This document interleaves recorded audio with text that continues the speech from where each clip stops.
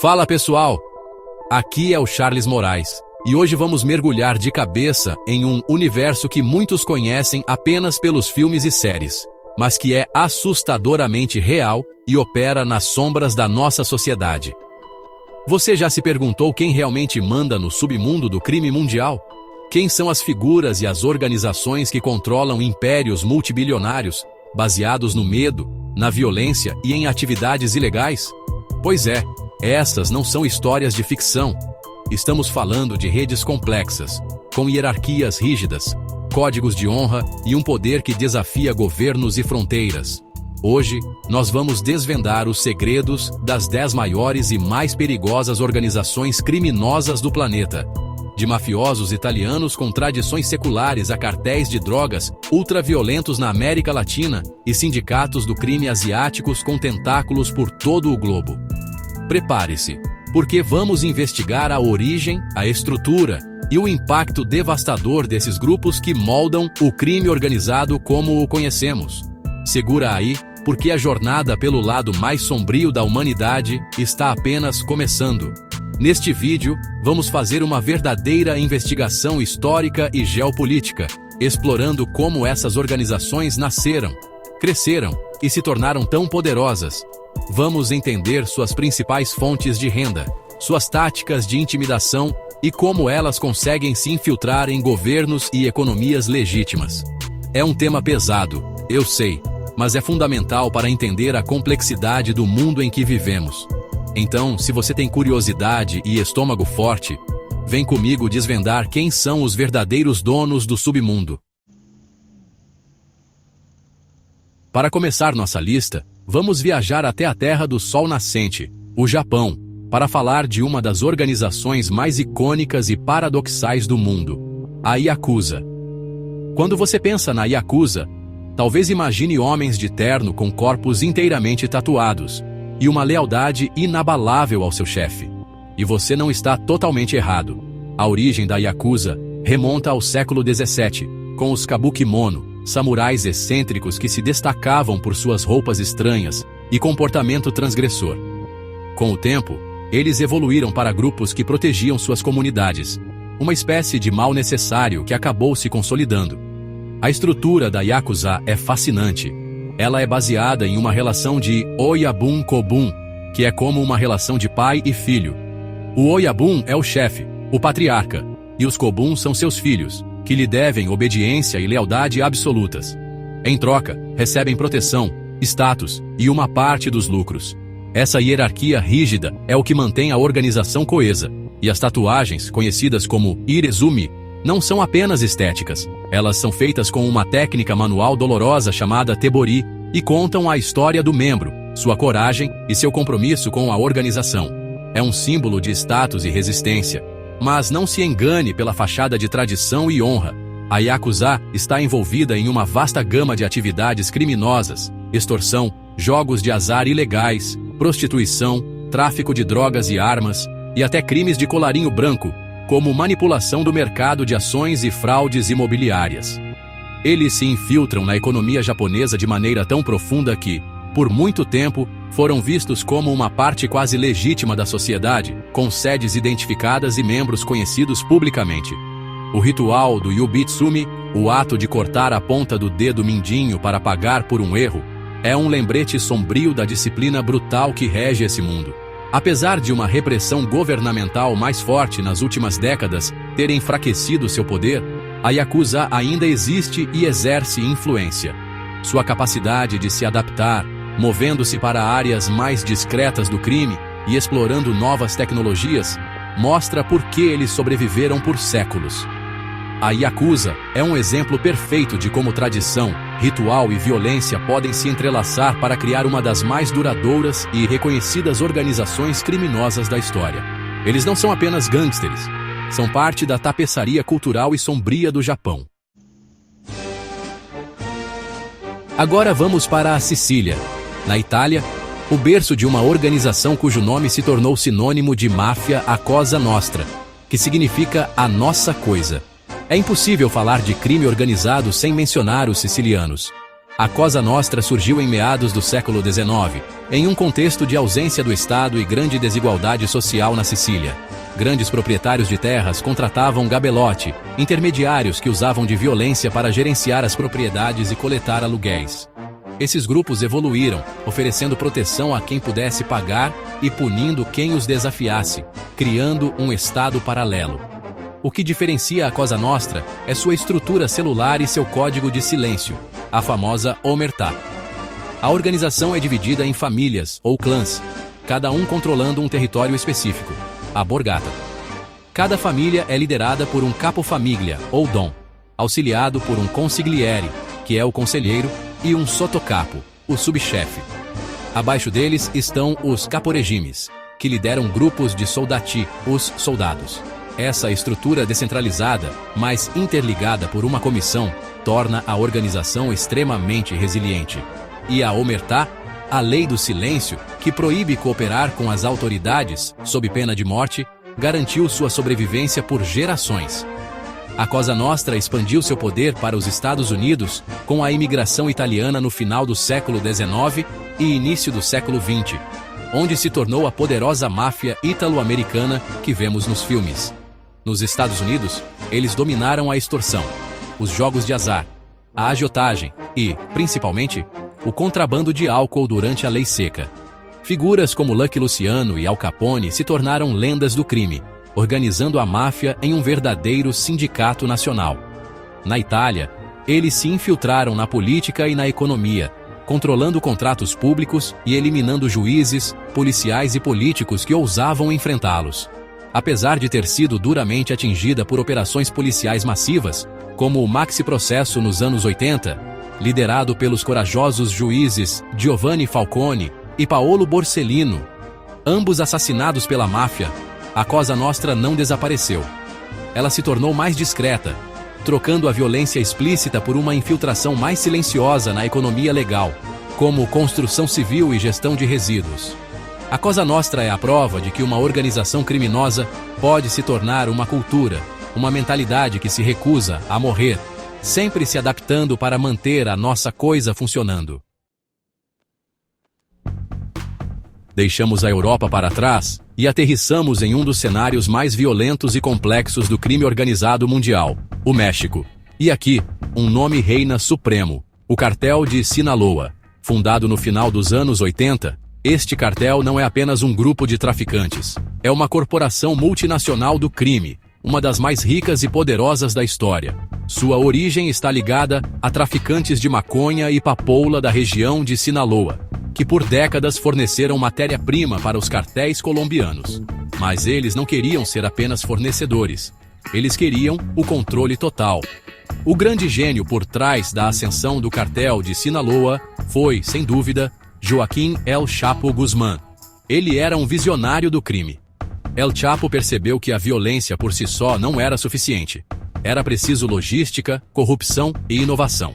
Ele foi pioneiro na construção de túneis sofisticados sob a fronteira dos Estados Unidos, com ar-condicionado e trilhos, para transportar toneladas de drogas. Ele corrompeu políticos, juízes e policiais em todos os níveis do governo mexicano, criando uma rede de proteção que o tornava praticamente intocável por anos.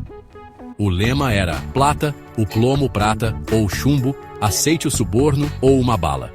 O poder do cartel de Sinaloa não se limita ao tráfico de cocaína, maconha, metanfetamina e heroína. Eles operam como uma empresa diversificada, com negócios em mais de 50 países. Estão envolvidos em lavagem de dinheiro, extorsão, sequestro e controle de atividades agrícolas e de mineração em seus territórios. A violência do cartel é lendária e brutal, usada para eliminar rivais, intimidar a população e desafiar o Estado. Massacres, decapitações e corpos pendurados em viadutos se tornaram táticas de terror para manter o controle. Mesmo com a captura e extradição de El Chapo para os Estados Unidos, o cartel de Sinaloa continua sendo uma força dominante. Sua estrutura é mais parecida com uma federação de grupos semi-independentes do que com uma hierarquia rígida, o que o torna incrivelmente difícil de desmantelar. Quando uma liderança cai, outra assume. Liderado agora pelos filhos de El Chapo, conhecidos como Los Chapitos, e pelo cofundador Ismael El Maio Zambada, que nunca foi preso, o cartel continua a inundar o mundo com drogas, demonstrando uma capacidade de resiliência e adaptação que desafia as maiores potências mundiais. Agora nossa jornada nos leva ao Extremo Oriente para explorar uma rede criminosa antiga e envolta em mistério, as tríades chinesas. O termo tríade é, na verdade, uma invenção ocidental para descrever uma infinidade de sociedades secretas que surgiram na China imperial, muitas delas com o objetivo de derrubar a dinastia Qing. Elas se baseavam em rituais complexos, códigos de honra e um simbolismo místico, representado pelo triângulo que simboliza a união do céu, da terra e do homem. Com a queda do império e a ascensão do comunismo, muitas dessas sociedades foram para Hong Kong, Macau e Taiwan, onde se transformaram em sindicatos do crime. As tríades não são uma organização única e monolítica como a Cosa Nostra. Elas são uma vasta e fragmentada rede de gangues e grupos criminosos, cada um com sua própria liderança e território. Grupos como a 14K, a Sun Yi-on e a Wo Xing-wo são alguns dos mais notórios. Sua estrutura interna é hierárquica, liderada por um cabeça de dragão ou Shanshu, e seus membros passam por cerimônias de iniciação elaboradas, que envolvem juramentos de sangue e a memorização de códigos secretos. Essa aura de misticismo e tradição ajuda a impor disciplina e lealdade entre seus milhares de membros. A gama de atividades criminosas das tríades é imensa e global. Elas são mestres na falsificação, produzindo de tudo, desde bolsas de luxo e eletrônicos até medicamentos e dinheiro. Além disso, controlam redes de tráfico humano, prostituição, jogos de azar ilegais, extorsão, cobrando taxas de proteção de comerciantes, e cada vez mais, o tráfico de drogas sintéticas, como fentanil e metanfetamina. Sua influência se estende por toda a Ásia, mas também tem células ativas na Europa, América do Norte e Austrália, operando principalmente dentro das comunidades chinesas no exterior, o que dificulta a infiltração policial. O que torna as tríades especialmente perigosas é sua capacidade de se misturar com os negócios legítimos e com a política. Em Hong Kong, por exemplo, há suspeitas de que o governo chinês utilize membros das tríades para intimidar ativistas pró-democracia. Elas lavam bilhões de dólares através de cassinos, restaurantes e empresas de construção, borrando a linha entre o legal e o ilegal. As tríades são um dragão oculto, uma força poderosa que opera nas sombras da economia global, combinando rituais antigos com o pragmatismo brutal do crime moderno. Voltamos à Itália, mas desta vez descemos para a caótica e vibrante cidade de Nápoles, lar de uma das máfias mais antigas, violentas e descentralizadas do mundo, a Camorra. Diferente da estrutura mais piramidal da Cosa Nostra siciliana, a Camorra é uma rede horizontal e fragmentada. Ela é composta por dezenas, se não centenas, de clãs familiares independentes que controlam bairros específicos de Nápoles e das cidades vizinhas. Essa falta de uma liderança centralizada é, ao mesmo tempo, sua maior fraqueza e sua maior força. A fraqueza está na constante guerra entre os clãs.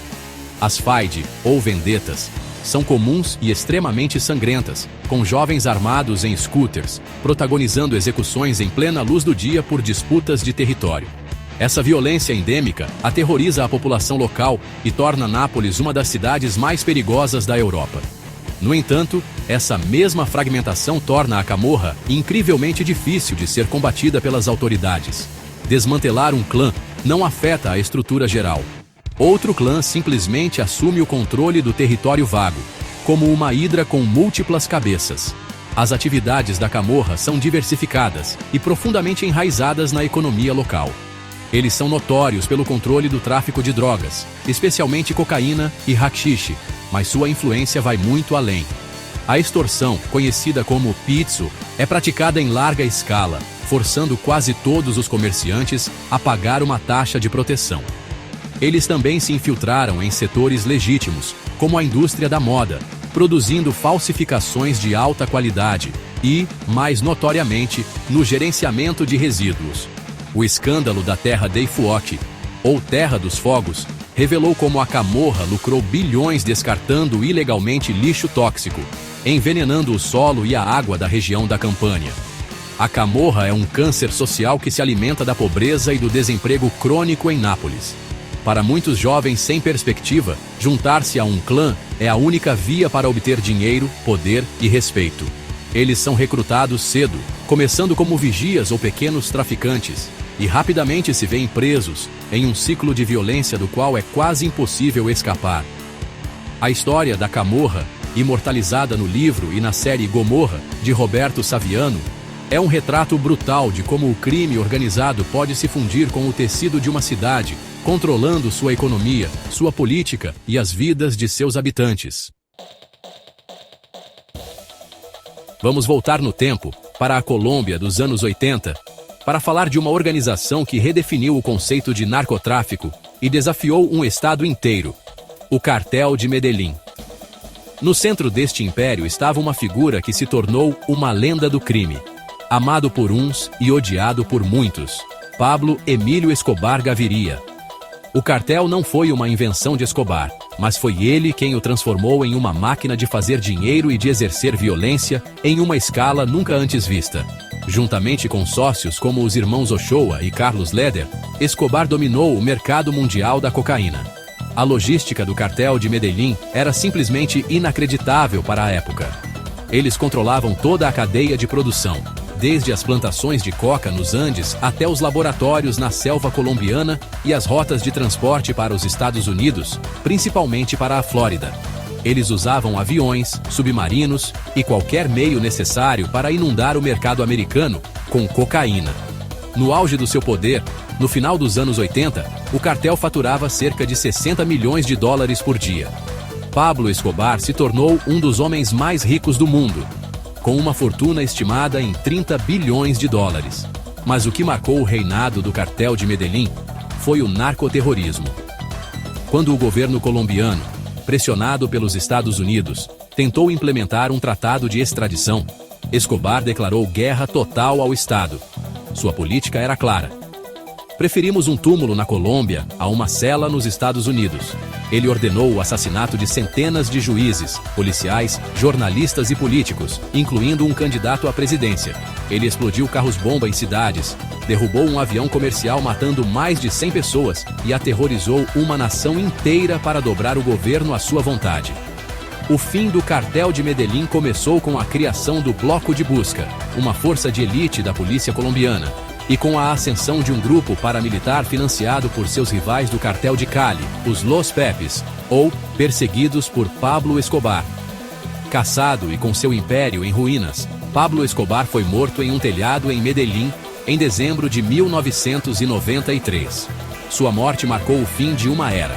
Embora o tráfico de drogas continue, nenhuma organização conseguiu replicar o poder centralizado e o desafio aberto ao Estado que o cartel de Medellín, sob o comando de Escobar, ousou protagonizar.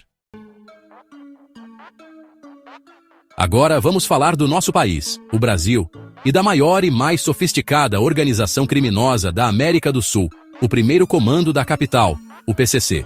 O que começou como um time de futebol em um anexo da Casa de Custódia de Taubaté, a prisão de segurança máxima de São Paulo, em 1993, se transformou em uma verdadeira empresa do crime com alcance internacional. O lema inicial era paz, justiça e liberdade, e o objetivo era lutar contra a opressão dentro do sistema carcerário, inspirado pela chacina do Carandiru, em 1992. A estrutura do PCC é impressionante e se assemelha a uma empresa multinacional. A liderança máxima, conhecida como Sintonia Final, comanda a organização de dentro das prisões, usando advogados e visitantes para transmitir ordens. Abaixo deles, existe uma hierarquia complexa com sintonias, responsáveis por diferentes áreas: tráfico de drogas, finanças, recrutamento e até um setor jurídico. Cada membro, ou irmão, paga uma mensalidade, o SEBRAP, que financia as operações, a compra de armas e o suporte às famílias dos membros presos. Tudo é registrado em livros caixa, como uma empresa legal. o PCC expandiu seu domínio para além dos presídios. Hoje, eles controlam grande parte do tráfico de drogas e armas no Brasil, especialmente em São Paulo, e estabeleceram rotas internacionais, negociando diretamente com produtores na Bolívia e Colômbia, e vendendo para a Europa. Em 2006, eles mostraram seu poder de forma aterrorizante, orquestrando uma série de ataques coordenados que paralisaram a cidade de São Paulo por dias, em retaliação à transferência de seus líderes para presídios federais. Foi uma demonstração de força que, sinceramente, chocou o país. Atualmente, o PCC tem dezenas de milhares de membros batizados, espalhados por quase todos os estados brasileiros e com presença em países vizinhos como Paraguai e Bolívia. Eles não se limitam mais ao tráfico.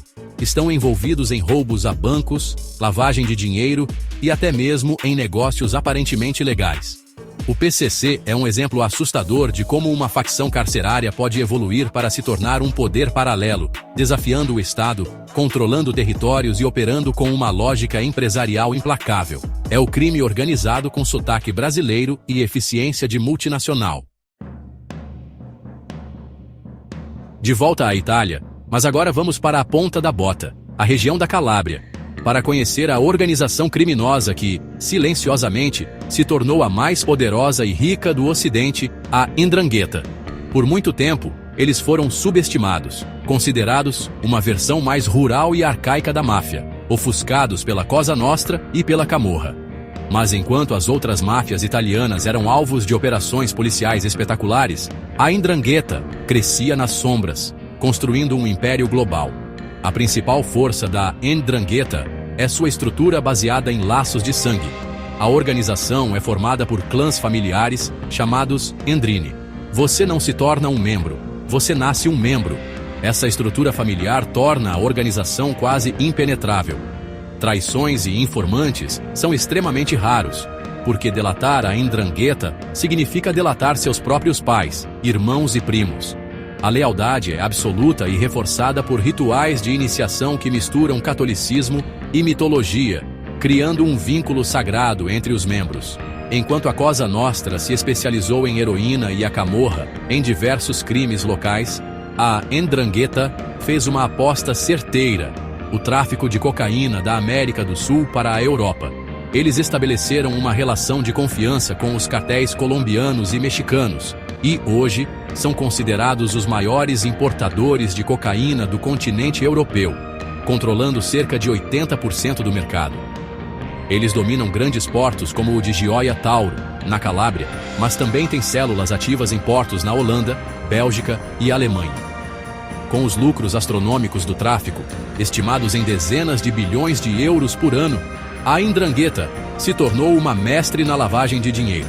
Eles investem massivamente na economia legal em todo o mundo: restaurantes, hotéis, construção civil, energia renovável, mercado financeiro.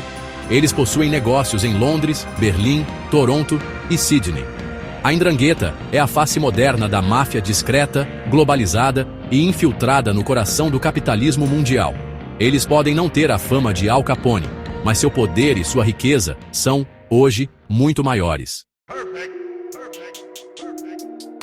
Agora vamos para uma realidade diferente, a das gangues de rua, mas uma que atingiu um nível de organização e violência que rivaliza com as máfias tradicionais, a Mara Salvatrucha, ou MS-13. A origem da MS-13 está em Los Angeles, nos anos 80. Jovens imigrantes que fugiam das guerras civis em El Salvador, Guatemala e Honduras se uniram para se proteger de outras gangues já estabelecidas. O nome Mara é uma gíria para gangue. Salva refere-se a salvadorenhos e trucha é uma gíria para esperto ou alerta. O que transformou a MS-13 em um problema transnacional foi a política de deportação dos Estados Unidos nos anos 90. Milhares de membros da gangue, já endurecidos pela vida nas ruas de Los Angeles, foram enviados de volta para seus países de origem. Países como El Salvador, com instituições frágeis e economias devastadas pela guerra, eram um terreno fértil. A MS-13 se espalhou como um vírus, recrutando jovens desesperados e estabelecendo um reinado de terror. Eles se tornaram muito mais violentos e organizados do que eram nos Estados Unidos. A marca registrada da MS-13 é a violência extrema e, muitas vezes, gratuita. Seus membros são conhecidos por usar facões em seus ataques e por suas tatuagens faciais e corporais, que exibem orgulhosamente sua afiliação. O lema é mata, viola, controla. Eles se financiam principalmente através da extorsão local. Motoristas de ônibus, donos de pequenas lojas e até mesmo moradores comuns em bairros controlados por eles são forçados a pagar uma renda para poderem viver e trabalhar em paz. Quem não paga, morre. Eles também estão envolvidos em tráfico de drogas e armas em pequena escala e em tráfico humano. A estrutura da MS-13 é composta por clicas ou células, que operam com certa autonomia, mas respondem a uma liderança regional. Apesar de sua imagem caótica, existe uma hierarquia e um código de conduta. Tornar-se membro exige passar por um ritual de espancamento de 13 segundos, e muitas vezes cometer um crime grave para provar sua lealdade. A MS-13 é um fenômeno social trágico, nascido da exclusão e da violência, que se tornou uma das gangues mais temidas e brutalmente violentas das Américas, com dezenas de milhares de membros espalhados da América Central até os subúrbios dos Estados Unidos. Para fechar nossa lista, voltamos ao México para falar da organização que, em poucos anos, se tornou o principal rival do cartel de Sinaloa e, para muitos, o cartel mais perigoso do mundo hoje, o cartel de Jalisco Nueva Generación, ou CJNG. O CJNG surgiu em 2011, como uma dissidência do cartel do Milênio, que era aliado do cartel de Sinaloa. Sob a liderança de Nemesio Ozegura Cervantes, El Mencho, um ex-policial, o CJNG iniciou uma expansão meteórica e ultraviolenta.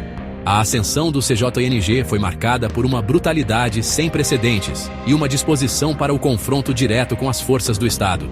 Eles não têm medo de exibir seu poderio militar. Em vídeos de propaganda, eles mostram comboios com dezenas de veículos blindados artesanalmente, soldados uniformizados e armados com fuzis de assalto, metralhadoras calibre 50 e até lançadores de foguetes.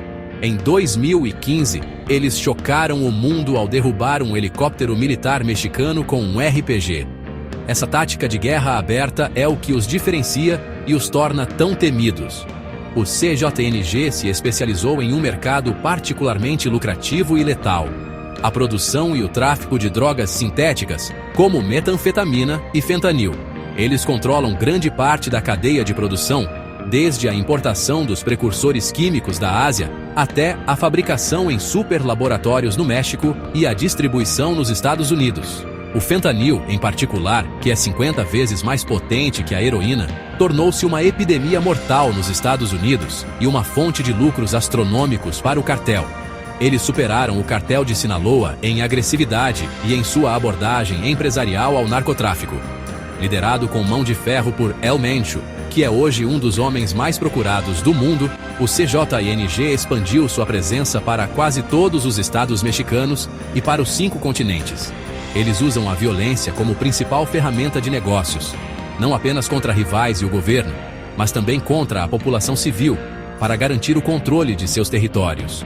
O CJNG representa a nova face do crime organizado mexicano, mais militarizado, mais globalizado e mais violento do que nunca. Eles são a prova de que, no submundo do crime, sempre há alguém mais brutal esperando para tomar o poder. E aí, pessoal, que jornada, hein? Passamos por 10 das mais poderosas e aterrorizantes organizações criminosas do mundo. Vimos como elas nascem da pobreza, da falta de Estado, da ambição e da violência, da disciplina ritualística da Yakuza ao narcoterrorismo de Pablo Escobar, da infiltração silenciosa da Ndrangheta à brutalidade explícita do CJNG. Cada uma dessas organizações tem sua própria história, sua própria estrutura e seu próprio método, mas todas compartilham um objetivo em comum: o poder e o lucro, não importa o custo humano. O que fica claro é que o crime organizado não é um problema simples, que se resolve apenas com polícia e prisão. É um fenômeno complexo, profundamente entrelaçado com a economia, a política e as desigualdades sociais de cada lugar. Enquanto houver demanda por drogas, pessoas dispostas a pagar por proteção e jovens sem perspectivas, essas organizações encontrarão uma maneira de prosperar. Elas são como uma hidra corte uma cabeça e 2 outras nascem no lugar. A luta contra elas é uma batalha constante e, infelizmente, parece não ter um fim à vista.